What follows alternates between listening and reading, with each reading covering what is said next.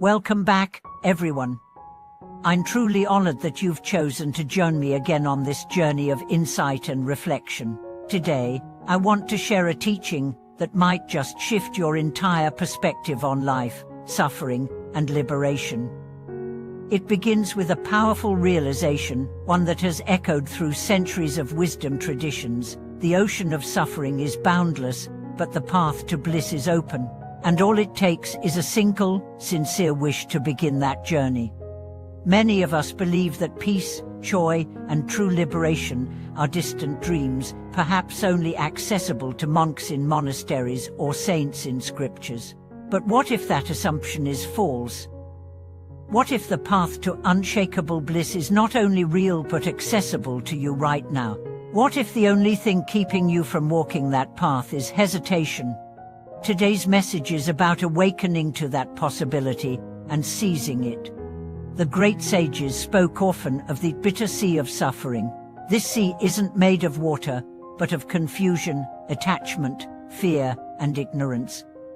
It's the place we find ourselves when we chase desires endlessly and mistake temporary pleasures for permanent joy. But here's the truth. This sea may seem endless, but it has a shore. And on that shore lies a realm of peace, clarity, and boundless light, the pure land. To reach that land, you don't need to be perfect. You don't need to have renounced the world. You don't need to have memorized ancient texts. You only need one thing, a genuine wish to return home. And that wish, the moment it's made sincerely, is enough to change the trajectory of your soul. Let me tell you a story from the teachings of a great master. It was the time of the Dragon Boat Festival, a holiday known for remembering ancient heroes and warding off disease and misfortune. Amidst the celebrations, a spiritual teacher sat quietly, observing the rituals. People lit incense, tied talismans, and offered food. But the master looked beyond the surface and saw deeper truth.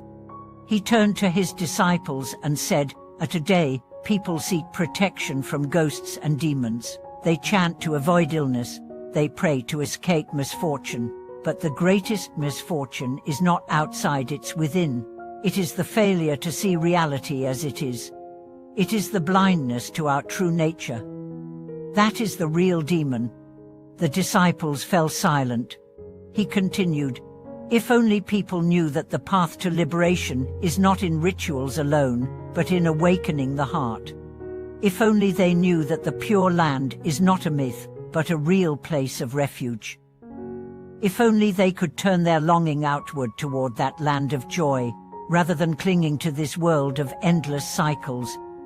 One of the disciples, confused, asked, "Master, are we not supposed to care for this world? Should we just abandon it?" The teacher smiled gently. To care for the world deeply is to know that it is impermanent. True compassion is not attachment, it is clarity. It is the desire to lead all beings beyond this world's illusions to a place where suffering ends and awakening begins. That place exists. That place is the pure land. His words sank deeply into their hearts. So what is this pure land? It is not a fantasy. It is not a metaphor. It is a realm beyond the 6 realms of suffering. It is a world created by the vows of Amitabha Buddha, where beings are supported in their enlightenment, surrounded by other awakened souls, and free from the burdens that cloud the mind in this world. And the gate to that land is not locked. The key is your vow. That's it. A vow to be reborn there. A vow made with trust, with longing, and with surrender. A vow that says, "I see the pain of this world. I no longer wish to wander. I no longer wish to suffer endlessly. I wish to go home. I wish to awaken. And I wish to help others do the same." That's all it takes. Once that vow is made, the journey begins. Not always visibly, not always instantly, but the current of your life starts to change. The Buddha's light begins to surround you. You begin to notice more clarity. You begin to feel more peace. Even in hardship, a deeper stillness grows. And slowly, the bitterness of this sea starts to fade. You begin to detach, not out of coldness, but out of understanding. You love more purely, without expectation. You serve more joyfully, without ego. You forgive more easily, because you no longer take things so personally. You are no longer a wanderer. You are a pilgrim. But what if you've never felt worthy of that vow? What if you carry shame, guilt, or doubt? The answer is simple. Amitabha vow was made for you. Yes, you. He saw your struggles before you were born. He knew the weight you would carry, and so he vowed that anyone at all who calls his name with faith will be received. No judgment, oh hesitation, just grace. Let me share another story. There was once a man who had lived a life of mistakes. He had lied, stolen, hurt others. He believed he was beyond redemption, but one day he heard the name of Amitabha. Something stirred. He began to chant, not because he believed, but because he hoped. For days, weeks, months, he chanted. Slowly, the anger began to fade, the guilt began to soften. And one night, he dreamed of a land filled with light. A voice said, "You are not your past. You are your vow. Keep chanting." He wept. From that day on, he lived with joy. He served others. He gave what he could, and when his time came, he passed with a smile on his face. His journey was not perfect, but it was real. This is the power of the vow. It transforms, and the transformation doesn't wait until death. It begins now. It begins the moment you say, "Enough, I wish to return. I wish to know who I really am. I wish to go beyond birth and death."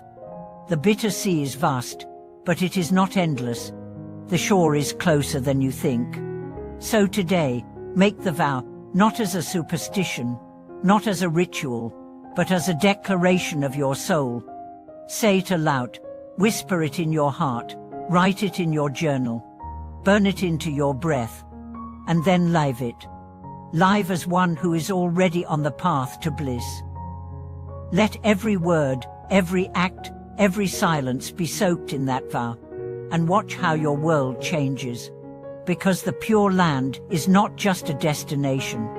It is a direction, a compass, a heartbeat. And every time you remember that, you are already halfway there. Thank you for watching this video. If you've ever longed for something more peace, more truth, more clarity, this vow is for you. If you've already made the vow, share your story in the comments. Let your voice give hope to others. And please, don't forget to like, subscribe, and support this community of seekers. Together, we are building a bridge from this bitter sea to the shore of bliss. Until next time, keep your vow alive, keep your heart open, and never forget the way home is open.